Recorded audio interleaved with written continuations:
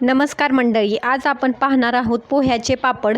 त्यासाठी आपल्याला 1 प्लेट पोहे घ्यायचे आहेत. म्हणजे मी 1 प्लेट पोहे घेतलेले आहेत आणि ते कढईमध्ये आता आपण गरम करण्यासाठी टाकायचे आहेत. आणि गॅस जास्त फुलही ठेवायचा नाही आणि मीडियमही ठेवायचा नाही. पूर्ण मंद आचेवरती ते सगळे पोहे एकसारखे हलवून हलवून भाजून घ्यायचे आहेत. बघा, अशा पद्धतीने म्हणजे पोह्याला जास्त लालसर कलरही आणायचा नाही आणि जास्त कडकही करायचे नाहीत. त्यामुळं आपण मंद आचेवरती एकसारखे हलवत राहायचे, जेणेकरून पोहे फक्त असे जरा नॉर्मल गरम होतील. आता आपण ते पोहे थंड होण्यासाठी एका ताटात काढून घेऊया. कढईत ठेवले तर पोहे खूप कडक होतील, कारण कढई गरम असते. आता ते थंड करण्यासाठी एका प्लेटमध्ये काढून ठेवले की व्यवस्थित असे थंड होतील. तोपर्यंत आपण ते पोहे एका साईडला ठेवून देऊया थंड करण्यासाठी.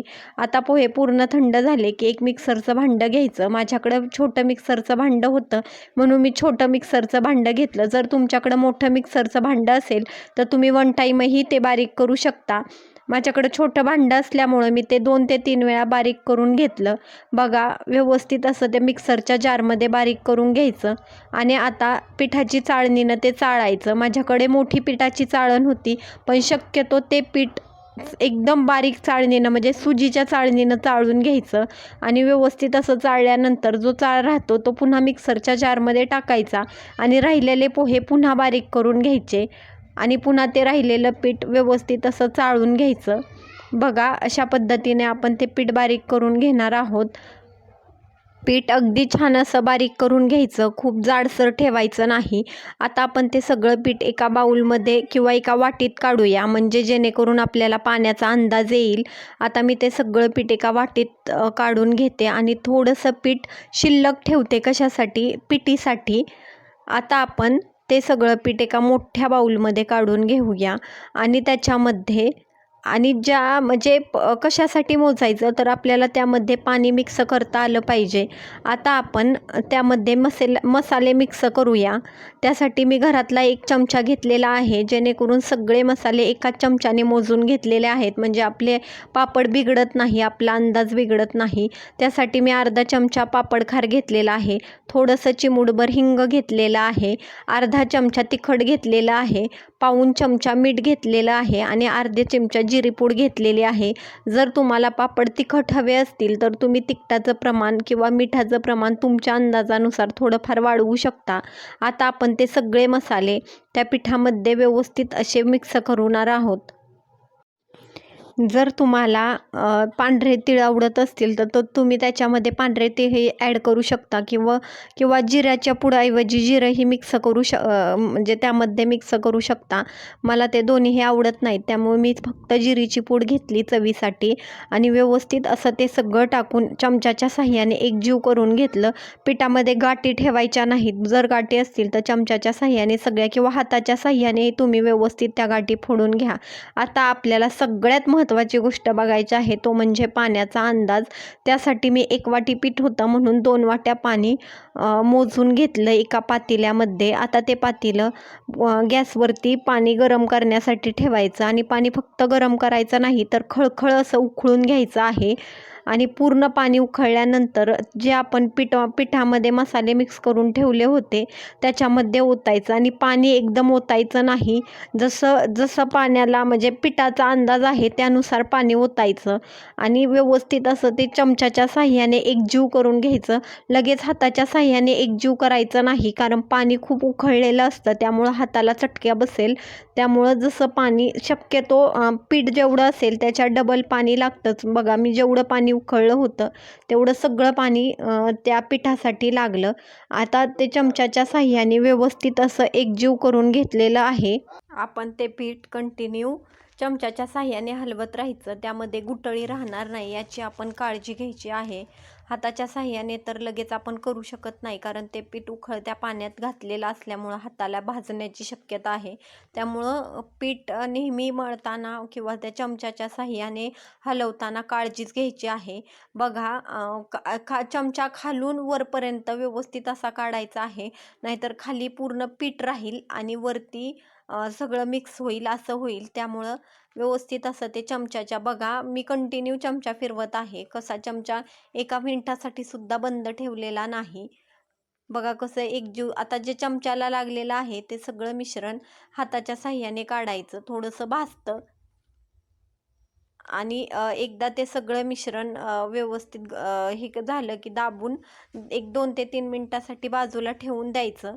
आता म्हणजे कशासाठी तर ते खूपच जर गरम असेल तर तुम्ही जरा थोडा वेळ ठेवा आणि जर कोमट झालेलं असेल हलवून हलवून तर तुम्ही ते थंड झाल्यानंतर बघा चेक करा. थोडंसं कोमट असलं तरीही चालेल.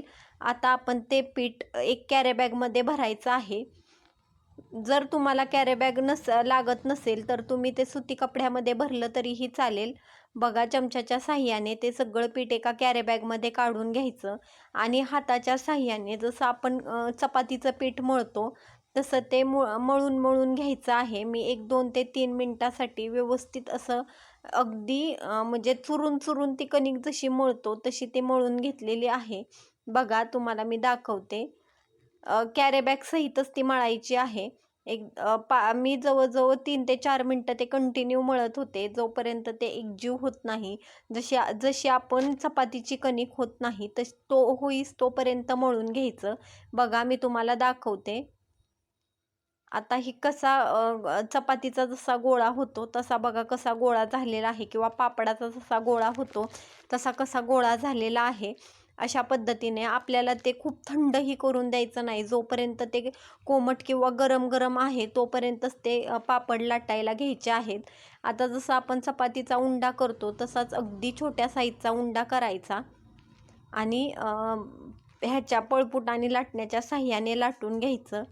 आणि जर खूपच चिकटत असेल तर तुम्ही पिठी आपल्याला लावू पापड शकता. खूप जाडही ठेवायचा नाही आणि खूप पातळही लाटायचं नाही. म्हणजे साईज जरा मीडियम ठेवायची आणि काही अवघड नाही. आपण जसे उडदाचे पापड करतो तसेच लाटायचे आणि लहान मुलांना तर ते खूप आवडतात कारण ते कुरकुरेचे पुडे असतात. त्यामध्ये जशी टेस्ट असते तशीच ह्या पापडाला टेस्ट असते. अगदी खुसखुशीत असे होतात. बघा मी साधारण एवढ्या साईजचा पापड लाटलेला आहे. तुम्ही ह्या साईजचा पापड लाटा म्हणजे कसं तळताना करपतही नाही आणि असा कच्चाही राहत नाही. आता तुम्हाला मी दुसरी पद्धत दाखवते लाटण्याची. ती तर अगदी सोपी आहे आणि भरभर त्यामुळं फास्ट होतं. मी दोन कॅरी बॅग घेतलेल्या आहेत. आता काय केलं त्या कॅरी बॅगला तेल लावलं आणि एकदाच तेल लावलं तरी चालतं. त्यामध्ये सगळे पापड होतात. प्रत्येक वेळेस आपल्याला त्या कॅरी बॅगला तेल लावायची गरज पडत नाही आणि म्हणजे पळपूट आणि लाटण्यापेक्षा कॅरी बॅगवर पापड लाटायला जास्त उरकतात. पिठी लावायची गरज नाही.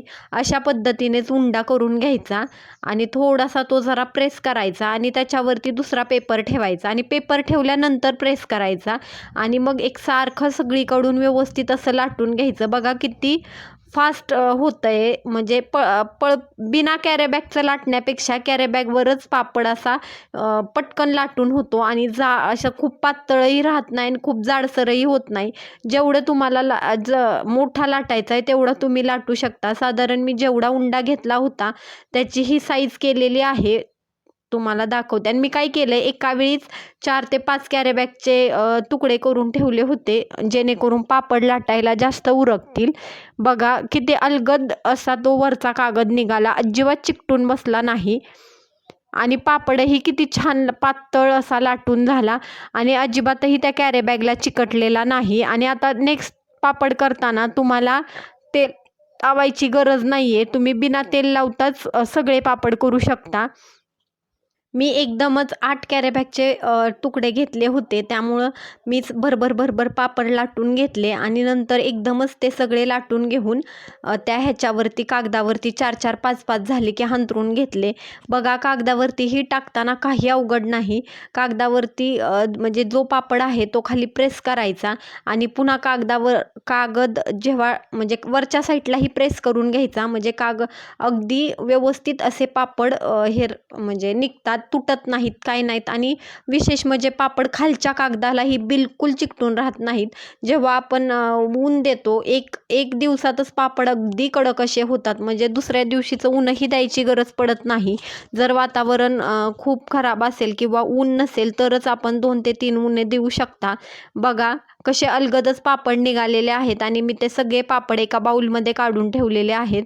बघा पिठी लावली तर असं वरून दिसतं आणि कॅरी बॅगवर जर पापड लाटला तर पापड असा प्लेन आणि अगदी छान असा दिसतो. मग शक्यतो माझं सजेशन आहे की तुम्ही तर कॅरी बॅगवरच पापड लाटून घ्यावेत. चला तर आपण तळून बघूया. मी एक 2 दिवसच पापड वाळत घातले तर पापड चांगले असे कडकडीत सुकले.